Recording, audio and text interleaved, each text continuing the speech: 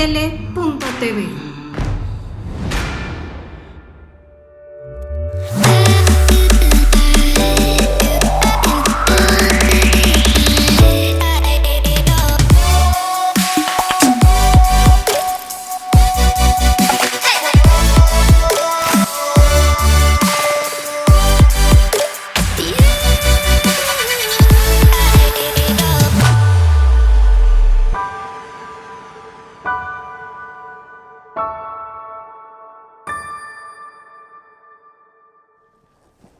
Buenas tardes, amigos de Tus Propias Palabras. Soy Alejandro Ruiz. ¿Y qué les puedo decir? Miren, el día de hoy tenemos un programa muy interesante, porque no solo vamos a hablar con una dama profesional, gran amiga de Astele, sino también vamos a hablar de su obra. Dicen que para ser feliz en la vida tienes que sembrar un libro, tener un hijo, y bueno, ya tienes aquí Lilia Mónica López Benítez. Mónica, sí, ya tienes aquí tu vástago. Efectivamente. Tu librito. Gracias por estar aquí y te saludo, José Antonio Elguín, gran amigo de Astele. Y bueno, gracias. Ahora sí, regresemos a tu hijo, porque en un momento ya sembraste un árbol. Por supuesto. Ya sembraste varios árboles. Entonces ahorita, pues ya digamos que vámonos a la etapa del hijo. Esta creación literaria, que en principio te felicito, porque escribir es mucho más difícil de lo que uno se imagina, pero que alguien te lea y te entienda es todavía el triple de complicado, ¿no? Y tú escribes sobre un tema jurídico, social y de gran trascendencia en estos momentos que estamos viviendo, ¿no? Que es reflexiones sobre la justicia, retos y oportunidades desde la visión de una juzgadora. Efectivamente. Qué difícil. Muy difícil. Primero me gustaría comentarles que este es el segundo hijo. Hay uno anterior, protección de testigos, en el derecho penal mexicano, y ahora surge reflexiones sobre la justicia, retos y oportunidades desde la visión de una juzgadora. Quiero decirles que este libro reúne mis experiencias como juzgadora desde hace muchos años atrás, y son ideas que he ido presentando a lo largo de mi trayectoria profesional en diferentes foros, a veces en congresos, en ocasiones en conferencias, y muchos son artículos que he estado escribiendo para un diario de circulación nacional. Dilo tú. La Jornada. Ajá. Y especialmente también destaco aquí mucho mi visión sobre los problemas sociales desde la perspectiva de la educación, dado que además de ser licenciada en Derecho, soy profesora de educación primaria, egresada de la Escuela Nacional de Maestros.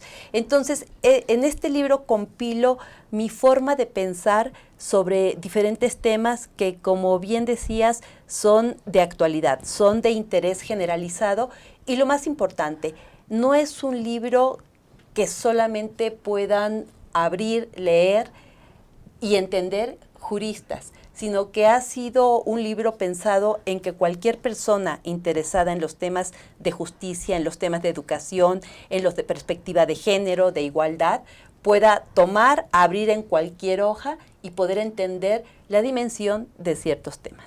Wow. Fíjate, José Antonio, que nosotros, tú como litigante, yo un poco más desde el punto de vista de escritorio, pero nosotros no envidiamos la labor del juez por todo el conflicto, no solo jurídico, sino a veces de interpretación, y quizá uno básico que se ha ido perdiendo un poquito, ¿no? El moral, que son de las cosas que no nos percatamos.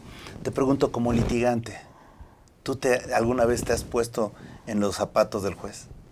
Mira, ha sido muy difícil. Pero en la vida, después de tus primeros pininos como abogado, entiendes que somos un sistema, que estamos en un sistema y que afortunadamente ha ido evolucionando. Siempre vamos a tener opiniones positivas y negativas, pero lo que sí me queda claro a mí está en que ha evolucionado la justicia en México. Cada vez los juzgadores, como es este caso, en el cual me sorprende porque eso no lo conocía de la normal de maestros, porque ahorita estoy terminando el doctorado en educación, sí. Y uno se da cuenta que lo que ha faltado es transmitir ese conocimiento a la sociedad y que la sociedad pueda sentirse parte de un sistema. La justicia es parte de un sistema y por tal motivo la idea es, me percaté también de los comentarios previos que estaba mencionando la magistrada, en la cual se establecía de que puedes abrir el libro en cualquier hoja específicamente y te puedes ir, y no es necesario haberlo iniciado desde la página 1, sino que en ese momento te sitúa en el momento y en la situación del caso concreto del cual está hablando. Como litigante es muy difícil, no dejamos el papel, todavía se dan muchos asuntos que en tribunales abogados tienen diferencias cuando existen litigios. Ayer tuve una audiencia de 5 horas en mercantil y yo fui en la confesional y entonces dices, y hubo diferencias con las otras partes. Creo que no nos queda claro que es una manera de poder dirimir nuestras diferencias y que ojalá algún día con los sistemas alternativos podamos lograr que la gente no llegue a vivir esos estrés que se viven allá, que luego les pasamos a los juzgadores, porque llegamos con tanta emoción a esos litigios que los ponemos en serios predicamentos. Por tal motivo, para mí es un honor, primero, que pueda estar aquí con nosotros la magistrada, pero segundo, ver la parte humana de todo esto, porque como litigante y presidente de la Asociación de Abogados Litigantes, te digo, es muy difícil, el 50% de los abogados habla mal de jueces, porque dice, oye, no puede ser, o sea, no me dio no vemos que es un sistema en el cual, si tú das lo que tienes que dar, si tú haces lo que tienes que hacer, y si te preparas como te debes de preparar, el sistema te va a dar lo que tú le diste al sistema, no como antes que en un momento dado se podía prestar a tratar de saber cuál era toda tu metodología y tu fundamentación, etcétera. El día de hoy es muy similar, pero ahora es más vivo, es más, y ahí es donde se genera un stop a la violencia, o sea, porque al darle parte y al que las partes están viendo el desarrollo de todo un proceso, ahí es donde empezamos a ver cómo funciona el sistema y es una gran labor que ahora nuestra juzgadora y muchos juzgadores estén tratando con este tipo de ensayos, libros, tratar de hacer ver a la gente que también es humano, que se puede estar en contacto con la ciudadanía, porque de esa manera podemos lograr que la gente sienta que existe justicia, que es parte de estas reflexiones, ¿no? Sí, y fíjate, tienes toda la razón, y fíjate que hay algo curioso, ¿no? Ahorita como litigante, yo alguna vez preguntaba a algunos litigantes que son muy buenos, decían, oye, ¿por qué no escribes o plasmas tus ideas? Me dice, maestro, yo no voy a trascender como un lombroso, ¿qué le voy a enseñar al mundo? Digo, no se trata de que trasciendas como él, hazlo como tú. Claro. Y qué bueno que ahorita vienes y planteas tus ideas, ¿no? Y además, ¿en qué contexto? Porque estamos hablando de un 2020, en donde dejamos de hacer, perdimos el civismo desde hace 20 años, y no como sociedad, sino en los planes de estudio en las primarias. Y entonces cambian también otros valores. Por ejemplo, cuando estábamos pequeños, era común que te pegaban, tú pegabas, ¿no? Y luego te llegabas con el ojo morado y tu papá te decía, espérame un segundo, mañana quiero que le rompas el hocico a él, y si no yo te lo rompo a ti, ¿no? Sí. Entonces era una situación distinta. Ahora ya no puedes hacer nada de alguna manera entre el bullying y todo, ya tienes, no sé si sea bueno o malo, son realidades distintas. Claro.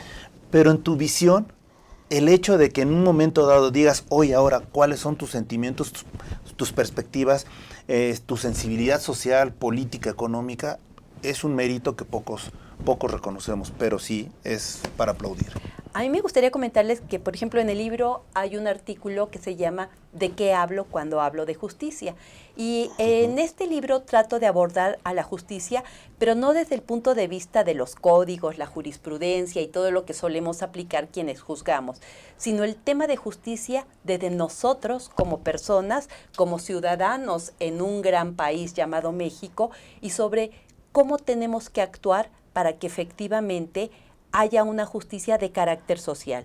Es decir, cómo me tengo que comportar cívicamente, retomando lo que comentabas, en el sentido de respetar cosas tan simples como las señales de tránsito, a las personas mayores, el no aceptar ningún acto de corrupción y, por supuesto, generarlo. Y creo que este es un punto muy importante que tenemos que tener siempre presente, porque cuando actuamos con una justicia personal a través de nuestros principios y valores, empezamos a construir una personalidad, una comunidad, una familia y una gran nación desde una visión totalmente diferente. Y creo que ese es el punto que tenemos que retomar para después hablar de justicia, pero desde otro punto de vista, ya lo que hacemos quienes juzgamos, que no somos personas como cualquier otra, simple y sencillamente tenemos un trabajo especializado y tenemos que actuar en relación con él.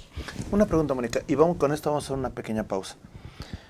De alguna manera hemos conocido esta sociedad desde la justicia de dar a cada quien lo que le corresponde hasta una definición ya de años, antiquísima, que era la ley del talón, ojo por ojo, diente por diente. Y como eso ha habido mucho más ideas y conceptos.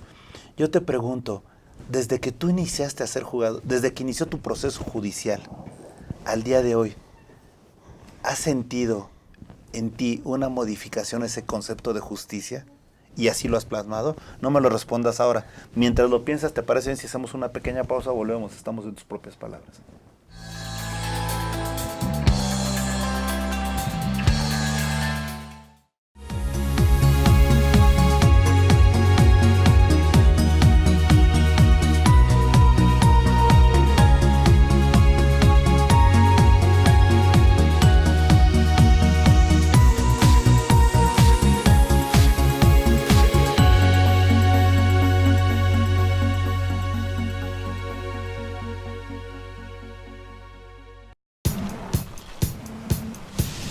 Para cuando sudamos la camiseta.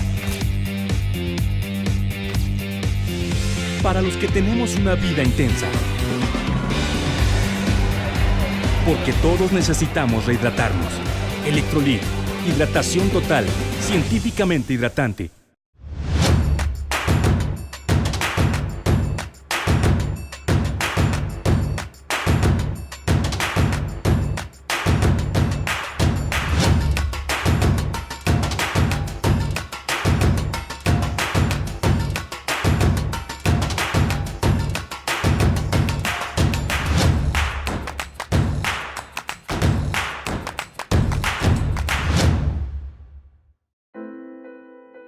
Fue en estas aulas y en estos pasillos que durante más de 4 años y medio tuve la oportunidad de adquirir conocimientos, cultivar buenas amistades y reforzar valores que rigen mi vida.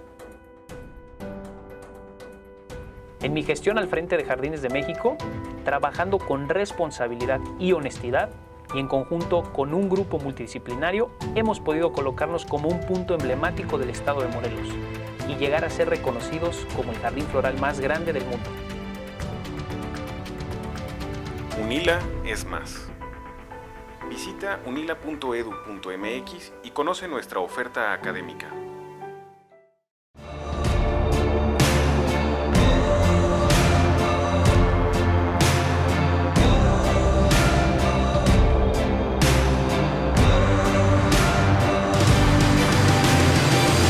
Astele.tv.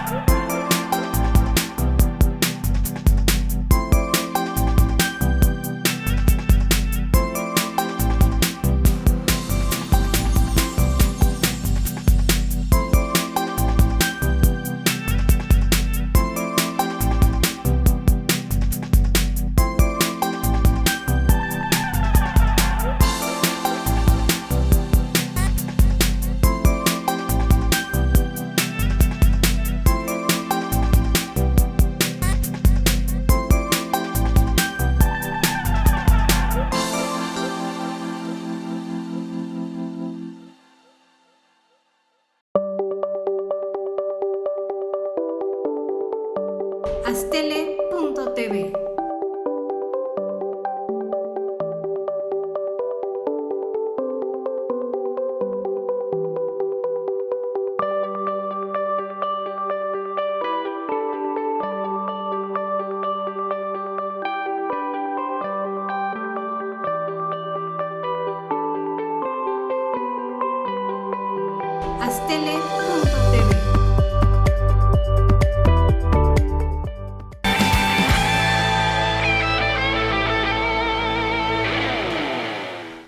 Regresamos, amigos, en tus propias palabras.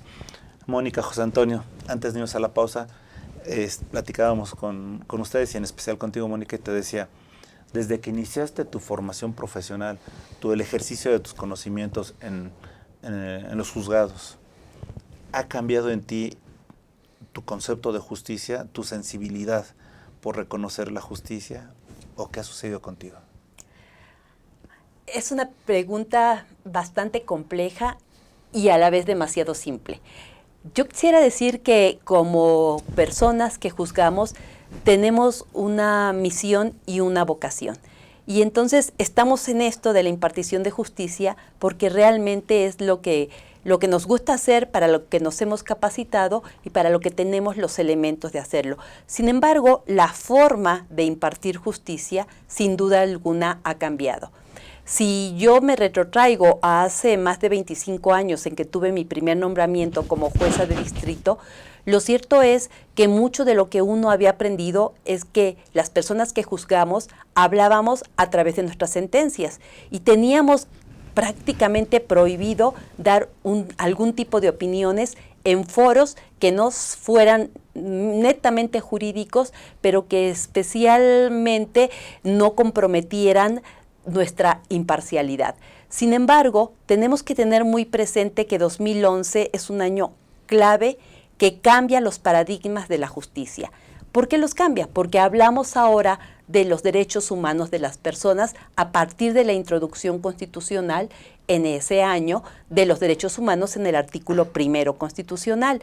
Y me parece que a partir de ahí hacemos un rompimiento entre la forma en que impartíamos justicia con anterioridad, hablando a través de nuestras sentencias, lo cual no quiere decir que no lo sigamos haciendo de esta manera. Sin embargo, hoy en día tenemos un amplio espectro para salvaguardar los derechos de las personas. Y creo que este es un punto, una piedra angular importantísima en la vida jurídica de nuestro país, porque a partir de ahí, la visión que tenemos como personas que juzgamos tiene que ser una dimensión ampliada. No basta con aplicar nuestras decisiones a la letra de la ley como se conocía, o sea, pegadas a la legalidad, sino que tenemos la posibilidad para impartir justicia de tomar en cuenta tratados internacionales, por ejemplo, jurisprudencia internacional, una serie de mecanismos diversos a los que conocíamos y que hoy nos permite lo que yo llamo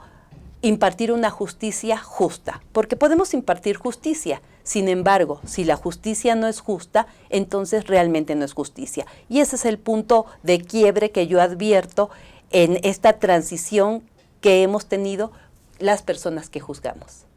Wow, qué forma de apreciar la realidad. Y yo no sé si cuando tú estabas preparándote para ser abogado tenías estos conceptos. La verdad no se me había ocurrido. Hay una evolución, efectivamente, y el Poder Judicial ha ido con él. Por eso ahora tienes mucha incertidumbre en muchos foros. Uno en materia de amparo y en otras materias, uno no sabe en estricto sentido cuál va a ser el sentido de una sentencia.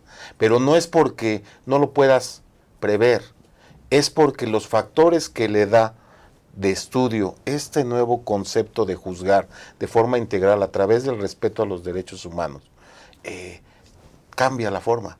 Porque entonces se va a tratar de juzgar por persona, como lo menciona ahí el libro, y entonces lógicamente eso te va a cambiar la situación porque se vuelve, desde el punto de vista personal, más humana, y al momento en que el juez tiene más contacto contigo en primera instancia, etcétera, se genera de que tú lo concientices y racionalices la sentencia y con ello tus actos, que es la intención precisamente de tratar de que la sociedad se involucre a la vez que el tribunal pueda también involucrarse con la sociedad, ¿no? Porque de otra manera, eso de permanecer, y qué buen comentario realizó la señora magistrada aquí al decir que hasta 2011 los jueces permanecían relativamente aislados, bueno o malo, pero era simplemente un decir, así fue la ley, así fue la sentencia, y ahora la sociedad se quedaba, muchas veces yo lo he platicado con otras personas, se quedaba insatisfecha no por la sentencia, sino no tuvo conocimiento de la forma en que se estructuró y los procesos que tuvieron para llegar a la misma. A muchas gentes se los he explicado con mi experiencia de litigante y ya muchos años en el litigio igual, y lo entiende, lo racionaliza, lo comprende, y dice, bueno, hubiera podido hacer esto, hubiera hecho aquello, pero ya lo ve con otros ojos, ya no lo ve con esa sed de injusticia que podía sentirse aquel afectado de una sentencia. ¿Sí me explico? Sí, claro. Y además, fíjate que lo que me agrada mucho más de tu visión es que tuviste una visión obviamente en México, pero tuviste la posibilidad de compararla con otros países. España, Italia, Dominicana, Salvador, etcétera, otros países. Entonces, de alguna manera, estás viendo que son otros factores reales de poder los que en un momento dado pueden influir en la justicia. Yo creo que es lo que te ha llevado no solo a escribir este libro, sino a tener un concepto real de lo que para ti es justo. Yo creo que uno, para poder ser juzgador, juzgadora, hay que tener presente mucho el respeto y la salvaguarda de los derechos de las personas. Eso es fundamental. Y entender lo que yo llamo las dimensiones de la injusticia. Justamente en el libro tengo un artículo que habla sobre estas dimensiones de justicia y en él narro la historia de Irma, una indígena de Oaxaca que llega a un municipio, a la clínica de salud de un municipio cercano relativamente a la comunidad donde ella vivía, ya en labor de parto. Llega al hospital y los médicos lo que le dicen es, señora, váyase a caminar, camine y luego regresa. Regresa y le dicen, no la podemos atender, tiene que seguir caminando y realmente es atendida en el momento que está dando a luz en el piso de tierra cercano a la puerta del hospital. Y entonces yo me pregunto, ¿realmente ahí estamos haciendo efectivo el derecho a la justicia de todas las personas? ¿El derecho a la salud es por igual para una persona indígena que para una citadina, para una persona pobre o para alguien que no lo es? Uno tiene que pensar qué futuro tiene el hijo de Irma. De igual manera, narro ahí algún evento muy conocido en redes sociales de unas personas que están con un indigente con una soga atada al cuello y es una fotografía que se hace viral internacionalmente. Y entonces yo me pregunto, ¿qué pasa con esa ceguera social? ¿Dónde estamos parados que las personas no sabemos respetar la dignidad de otras personas? Por supuesto, casi siempre recae en la que menos tienen. Entonces creo que son muchas reflexiones las que tenemos que hacernos, muchas preguntas a las cuales dar respuestas para entender dónde estamos parados en la actualidad y hacia dónde tiene que transitar la justicia y cuál tiene que ser el perfil de las personas que juzgamos ante una sociedad que nos está gritando por tener una cercanía con ellos, ante una sociedad que está exigiendo justicia y que está pidiendo que resolvamos con transparencia, que resolvamos sin corrupción de por medio, pero más que otra cosa con esa cercanía para que ellas entiendan, para estas personas entiendan quiénes somos y qué hacemos. Y ese es un objetivo del libro, que cualquier persona, aunque no sea jurista, pueda entender la trascendencia de las decisiones que debemos tomar y cómo llegamos a ellas a partir de este nuevo paradigma en la impartición de justicia. Y tienes razón en algo, la verdad, qué bueno que lo estás haciendo un libro sencillo de entender, porque la verdad cómo somos complicados los abogados, siempre. Es increíble, o sea, somos abstractos, confusos y a veces piensas que mientras una opinión o una demanda o un escrito nadie lo entienda, es un mejor escrito y no. Vamos a hacer una pausa, pero yo te pregunto dos cosas. En primer lugar, para ser juzgador, ¿hay que ser víctima? Esa es la primera. Y la segunda, de ser así, ¿crees que en este momento México, la sociedad mexicana, sea víctima de la doble moral que nos ha llevado, que nos ha caracterizado? Lo que tú comentabas, por ejemplo, lo veo de otra manera. Hay gentes en las lomas que tienen en el centro de su casa a una indígena, pero cuando llega la indígena con ellas, no te me acerques. ¿Sí me explico? Nada más me refiero a las lomas por distinguir los mundos, ¿no? Claro. Hay gente que en un momento dado puede ser muy caritativa, pero que no lleguen a mi casa. Entonces, por eso que te digo, es esta sociedad de doble moral. Realmente somos como sociedad. Mejor dicho, es el juez o es el verdugo de esa doble moral de una sociedad como la que vivimos. No me respondas ahora. Hacemos una pequeña pausa, volvemos. Estamos en tus propias palabras.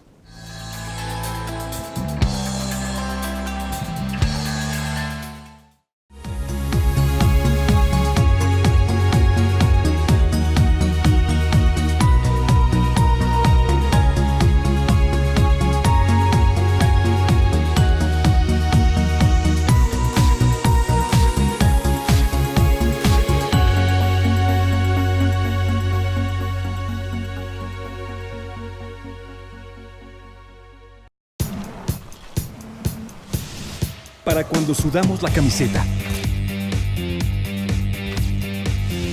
Para los que tenemos una vida intensa. Porque todos necesitamos rehidratarnos. Electrolit, hidratación total, científicamente hidratante.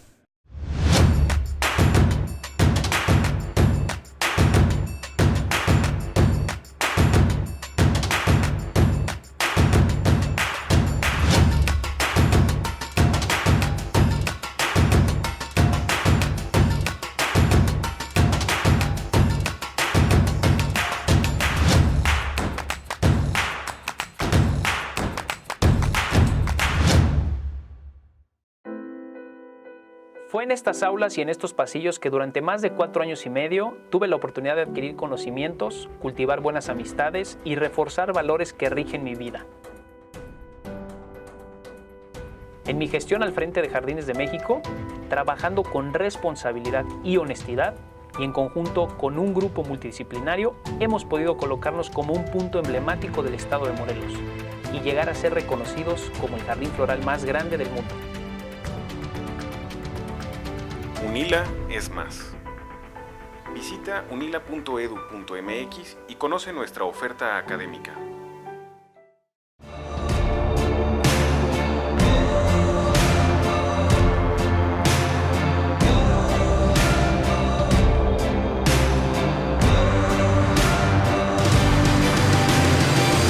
Aztele.tv.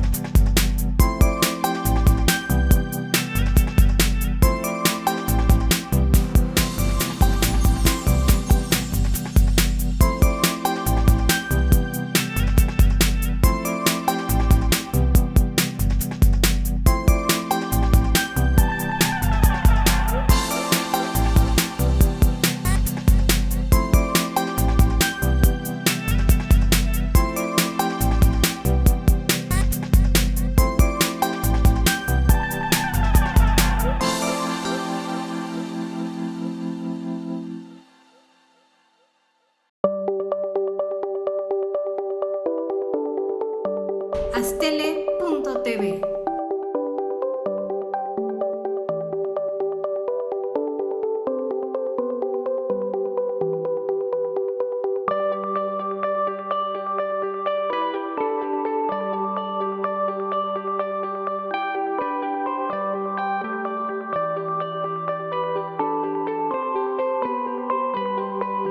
Aztele.tv.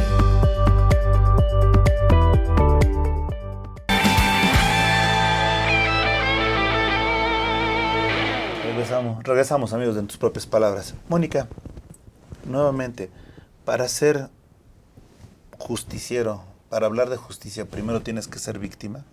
Es mi primera pregunta. Y la segunda pregunta que te hacía antes de irnos al corte es, en esta sociedad, la sociedad mexicana, está siendo víctima de la doble moral que nos caracteriza, que por un lado decimos, no, eso no se puede hacer, pero si es para mí, bueno, sí se puede, ¿no? Es un régimen de excepciones, ¿no? Es un régimen de que se haga justicia en los bueyes de mi compadre. ¿Estamos siendo víctimas de esa doble moral? Contesto la primera pregunta. Mi respuesta tajante es no. Claro, puede venir un matiz y no necesariamente, porque habrá personas que hayan sido víctimas y que esta situación en específico les haya despertado ese gusanito interno para estudiar la carrera que hemos estudiado, la licenciatura en Derecho, y posteriormente empezar a trabajar en un órgano jurisdiccional y hacer carrera jurisdiccional. Puede darse, pero no necesariamente. Yo más bien creo que para ser juzgador uno tiene que tener muy presente que vive en un Estado de derecho, que vive en un Estado constitucional y que se tiene que preservar este Estado a través de múltiples factores, como por ejemplo la democracia es uno de ellos, pero la impartición de justicia es otro. Y es un tema fundamental, sobre todo en los días que vivimos en la actualidad.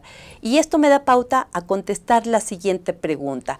¿Realmente estamos viviendo un régimen de excepciones? ¿Realmente estamos viviendo un régimen donde las personas pensamos que si se va a aplicar para mí la norma, entonces se tiene que excluir y se tiene que aplicar para otros? Y esta es una pregunta muy compleja de responder. Mi respuesta total, contundente y tajante, me gustaría que fuera un no absoluto. Sin embargo, es cierto que vemos en ocasiones esta doble actuación de las personas. No quisiera llamarla doble moral necesariamente, pero sí llamar al entendimiento de que a veces si se nos aplica a nosotros mismos, pues obviamente no nos gusta y pensamos que es bueno que se aplique a los demás, pero que nosotros estemos muy alejados de este tema. Y aquí yo quisiera vincular el tema con la educación, que me parece un factor fundamental y es un tema que para mí es de vital importancia, dada mi trayectoria como profesora de educación primaria. Creo que tenemos que apostarle a la educación, pero no solamente a la educación que nos enseña a sumar, a restar, a escribir, sino en el tema del civismo, en el tema del respeto hacia los demás, del respeto de la dignidad de otras personas.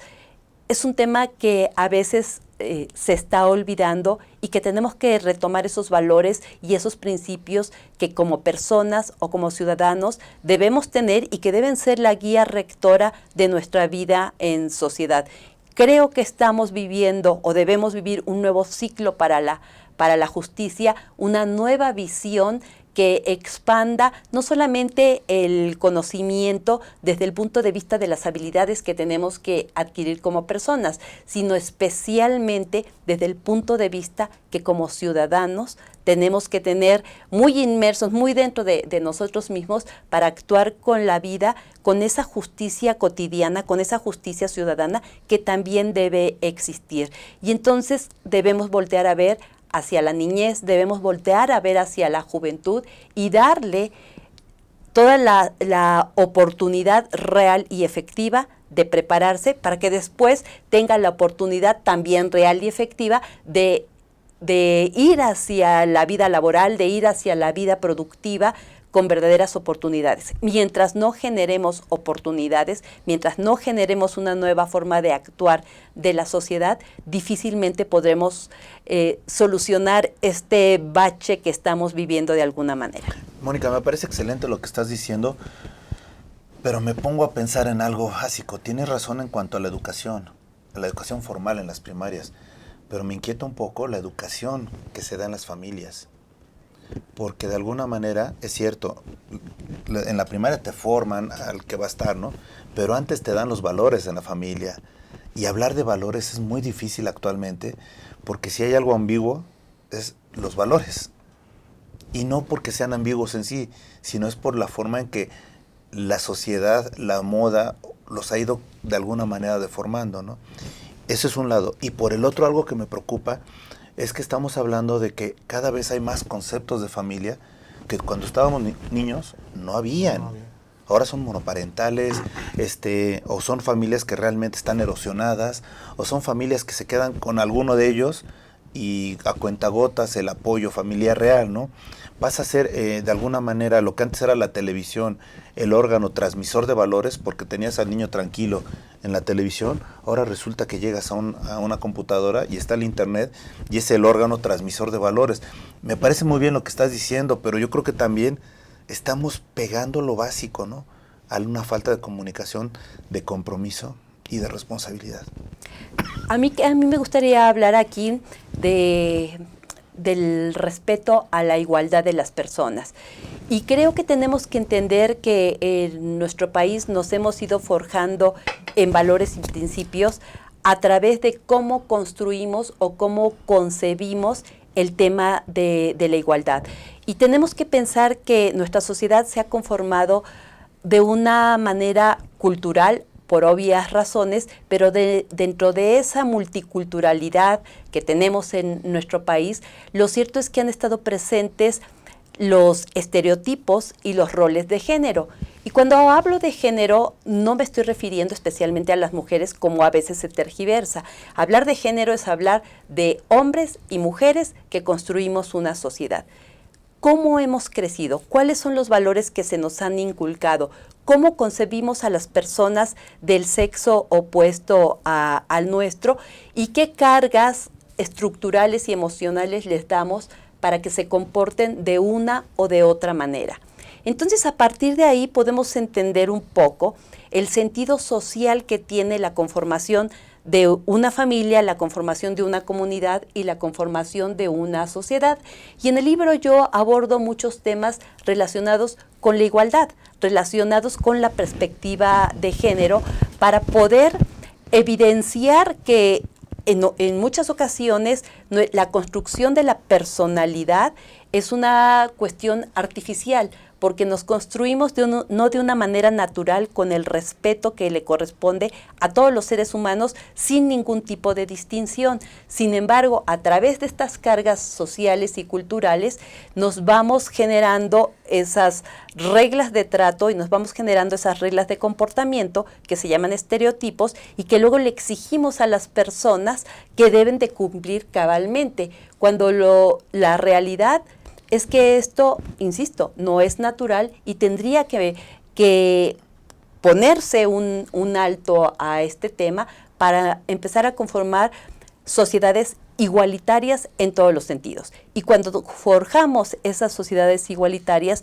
podemos darle una visión diferente al país y a la persona misma, y evitar que haya esta doble forma de actuar, porque vamos a actuar de una manera que implique el respeto hacia la sociedad en general. Entonces, tenemos un trabajo muy fuerte, sí.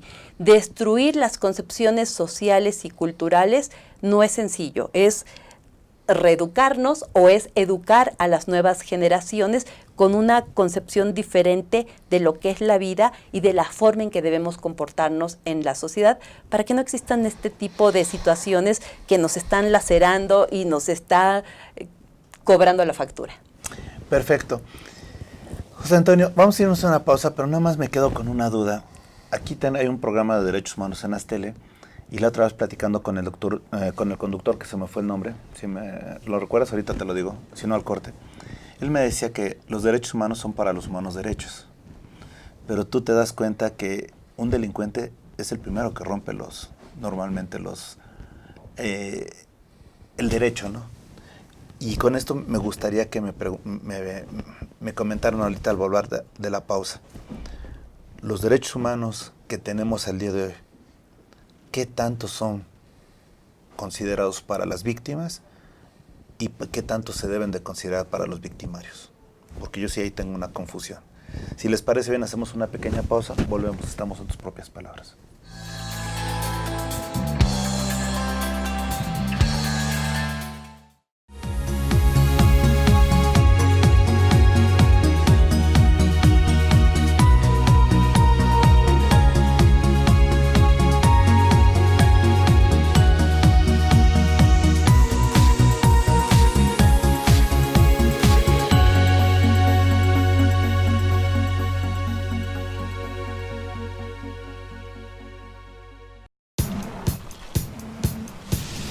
Para cuando sudamos la camiseta. Para los que tenemos una vida intensa. Porque todos necesitamos rehidratarnos. Electrolit, hidratación total, científicamente hidratante.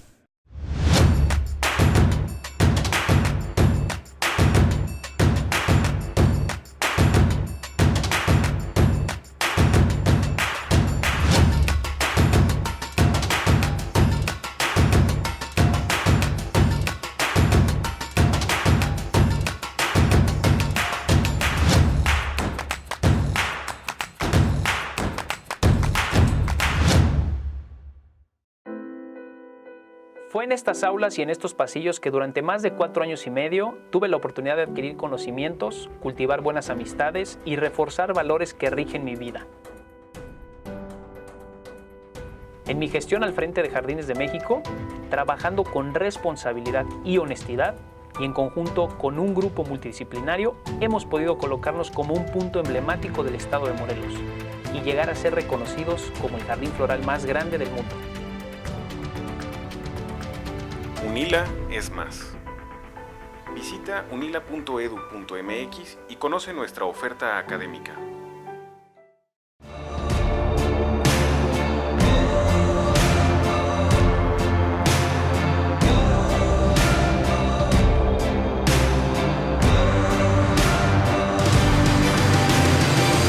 Astele.tv.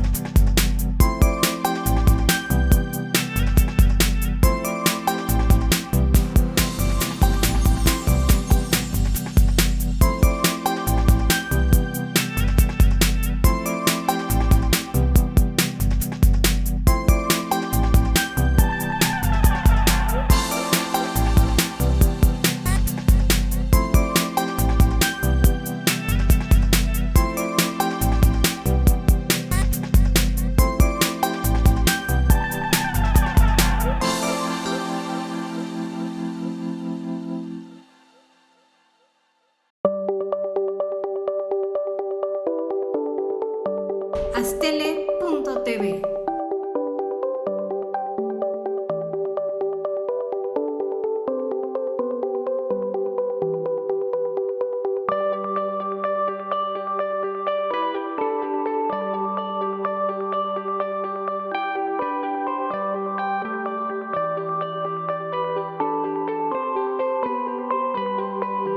Astele.tv.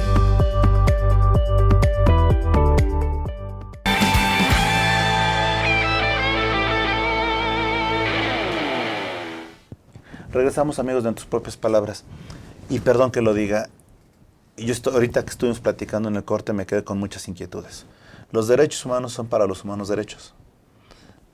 Ese es algo básico, porque una persona que delinque está rompiendo las reglas sociales. Entonces, ¿qué tantos derechos tiene que tener el victimario en función de la víctima? Yo creo que la respuesta es muy simple. Entiendo cuál es la posición y la preocupación, pero los derechos humanos son para todas las personas. Quienes van por el camino correcto, el camino de derecho, y quienes lo han transgredido. Las personas que transgreden la norma también tienen derechos humanos, y quienes juzgamos tenemos la obligación de proteger esos derechos. De ese tema también me ocupo en el libro. Yo hablo ahí de experiencia que he tenido directamente con las mujeres privadas de la libertad, que han transgredido la norma desde diferentes formas, desde tomar un objeto que no les pertenece hasta quizá haber matado a alguna persona.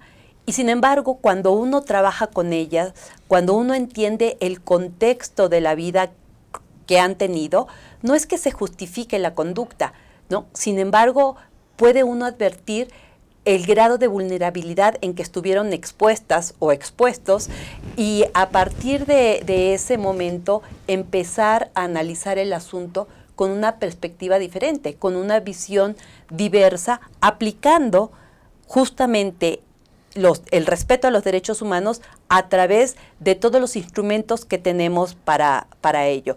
Comento, por ejemplo, la experiencia de un hombre también transgresor de la norma, que vive en una celda que está diseñada para máximo 15 personas, donde viven 40. Y él narra, y así llegó su demanda de amparo, pidiendo un lugar para dormir, porque para dormir tenía que amarrarse y colgarse, el artículo se llama dormir colgado, porque no había manera de descansar de una forma diferente. Entonces, es cierto que se puede transgredir la norma, pero eso no quiere decir que las personas deban necesariamente perder su dignidad y los derechos que le corresponden. Sé que a veces es muy complicado de entender esta situación porque uno dice, ¿cómo vamos a respetar a quien no ha respetado el sentido de la convivencia social? Y sin embargo, quienes juzgamos debemos hacerlo. Tenías una pregunta en el tintero. Sí, entonces estaríamos hablando que a contrario sensu está todos los niveles, todo lo que estamos teniendo es una labor titánica, lo que debemos de hacer depende de todos y cada uno de los mexicanos, de los profesionistas, de aplicar reglas en sus familias, de generar una verdadera revolución que va a tardar mucho tiempo, pero que ahora lo que estamos entendiendo de esto es el medio ambiente en el cual suceden las situaciones, tiene mucho que ver con la ejecución de esa conducta, ¿no? O sea, entonces, por lo tanto, bajo esa situación, creo que lo que está por hacerse depende de, yo lo dije en el programa anterior, con que si cada profesionista educáramos a 8 personas, tendríamos 80 millones de personas que pensarían diferente. Ahora hay que ver cuáles serían esos códigos, que creo que vale la pena leer el libro porque nos da ciertos destellos de los factores que debemos de considerar para moldear nuestra conducta. Y lo que estoy entendiendo entonces es que bajo esa situación lo que debemos de hacer es instalar, ¿cuál sería la propuesta? Instalar unas reglas mínimas de convivencia, resumir mi código civil para tratar de llegar a que empecemos a poner orden dentro de todo esto mientras llega el civismo a todas las escuelas, mientras en tanto las familias pongamos orden en nuestra casa, mientras en las escuelas tengan unas reglas que vayan no solamente al conocimiento en el aula, sino a todo su medio ambiente que genera una convivencia sana. En tanto, ¿qué hacemos? ¿Cuál sería la recomendación de una mujer con esta clase de valores para esta sociedad, para que lo sigamos como nuestra reglita? ¿Cuál sería esa recomendación? Yo parto de la conducta personal. Uno tiene que hacer realmente lo que le toca. Y en el momento que uno actúa con los valores y los principios que nos han inculcado en la familia, eso nos obliga a respetar a las demás personas. Y hablando de respeto, creo que ya ganamos bastante si cada quien va respetando a los demás, a nuestra casa, a nuestros padres, a las personas mayores, a la comunidad, al Estado, y así podríamos ir agrandando. Pero hay otro tema muy interesante que hablábamos antes de entrar al aire, y el tema es la Constitución. Y Sí. yo concibo la Constitución como una ley de razón. Si uno se pusiera a hacer una encuesta en insurgentes, creo que muchísimas de las personas dirían la Constitución no sirve, la Constitución ha sido violada, y podríamos encontrar una serie de adjetivos impresionantes que descalificarían a este instrumento que hoy en día rige la vida de los mexicanos. Sin embargo, ahí encontramos los puntos de respeto, al menos mínimos, que tenemos que pensar. Y hablamos de educación, y hablamos de salud, y hablamos del respeto a las personas indígenas, del respeto a las personas que se encuentran en alguna situación de vulnerabilidad, o como lo dice la Constitución, a esas categorías sospechosas que yo las defino como ese semáforo, esa luz amarilla del semáforo que nos dice, cuando tú encuentres a una persona en situación de vulnerabilidad, debes de tener cuidado porque tienes que reforzar la protección hacia ellas. Pero la verdad es que ahí en la Constitución encontramos nuestros derechos, y es una Constitución que sigue vigente, que sigue latente, que rige nuestra vida y que tendríamos que hacernos un acercamiento, no solamente a sentarnos y leer artículo por artículo, que quizá podría resultar muy aburrido para las personas, pero cómo nace nuestra Constitución, cuáles son los azares de la vida que llevaron a un grupo de hombres y mujeres con valores a crear este instrumento que tiene vida jurídica actual. Es una Constitución verdaderamente vigente. Entonces creo que tenemos dos labores, la que hacemos en casa, la que hacemos en la escuela, y en el caso de quienes aplicamos la norma, el respeto a los derechos humanos de todas las personas, transgresoras o personas de bien, sin ningún tipo de distingo. Fíjate que hay cosas que reconozco y respeto, y una de las que, de muchas personas, pero ahorita sí hay algo que me agrada mucho de ti: congruencia, valentía y sobre todo el hecho de ser un profesional constante en tus operaciones. Eso son cosas que me llaman mucho de ti, de lo que estamos platicando. Pero hay algo que sí te aplaudo de esta parte de tu libro. Señalas: los poderes judiciales no están exentos de formar parte de los núcleos de corrupción que empobrecen la institucionalidad de nuestro país. Es imposible que antes escucharas eso más de un juzgador, porque siempre decían, aquí no pasa. Y entonces tú lo señalas, y eso implica valentía. Las personas encargadas de juzgar pueden oír y recibir ofertas de soborno, de favores o diversos tipos de presión a cambio de resoluciones que beneficien intereses individuales. Nuevamente, con un punto crítico, lo señalas. Y eso habla de un valor y sobre todo de una responsabilidad de lo que estás diciendo, no solo conmigo, que lo estamos platicando, sino con los que están allá afuera, que son equivalentes a ti. La justicia federal en lo particular, y esto aplica en todos los foros, no debe dejar claroscuros en materia de impartición de justicia ni de la transparencia de su administración, que, aunque pareciera estar mejor blindada, pasa por la percepción de confianza en las instituciones y en los índices de corrupción nacionales. Y efectivamente, el hecho de tener confianza en ustedes es porque de alguna manera reconocemos su valor. Desafortunadamente hay casos, como tú lo estás señalando, la posibilidad de que van disminuyendo esa confianza por su forma en que actúan. Pero en este caso me agrada porque por lo que nos planteas, nos generas confianza. Y te lo agradecemos. Y por eso me llevo a hacer esta pregunta, que en tu labor de juzgador debe de ser difícil, pero lo voy a hacer. Lilia Mónica López Benítez, en tus propias palabras, Mónica, ¿quién eres? Soy una mujer congruente y una mujer comprometida.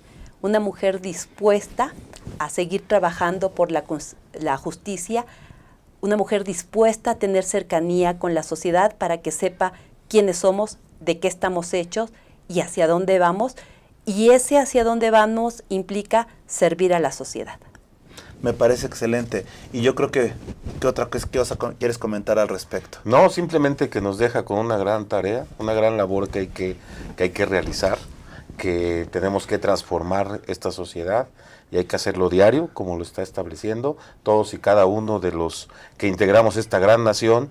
En el poblado en que estemos, tenemos que empezar a tener confianza y fe en tratar de revertir toda esta situación, porque si bien es cierto llegamos de una manera, también de esa misma manera podemos tratar de revertir la situación y lograr con ejemplos como los de aquí la licenciada, lograr tener esperanza en un futuro mejor. Eso me queda claro y muchas gracias por haber venido. Y yo me quedo con algo mucho más agradable de lo que están diciendo, una mujer de valores y con valor. Reitero, si tú dijeran, oye, hay abogados, hay compañeros tuyos corruptos, dirías, no, pues, o sea, tratarías de defenderlo. Pero tú lo estás señalando, o si me dijeran a mí, oye, compañeros tuyos que hayan sido corruptos o puedan ser corruptos, yo diría, no. Ajá. Pero tú lo dices, oye, sí es posible. Y eso implica un valor, porque no a todos les gustaría esta afirmación, pero es cierto. Y el hecho de tener este valor en este momento, yo creo que implica una gran responsabilidad social. Y te felicito, Mónica. Muchísimas gracias y sobre todo, gracias por la invitación. Muchísimas gracias. Amigos, creo que ha sido les dije, iba a ser un gran programa, lo ha sido. Gracias, Mónica. Gracias, José Antonio. Esto ha sido en tus propias palabras. Hasta la próxima. Astele.tv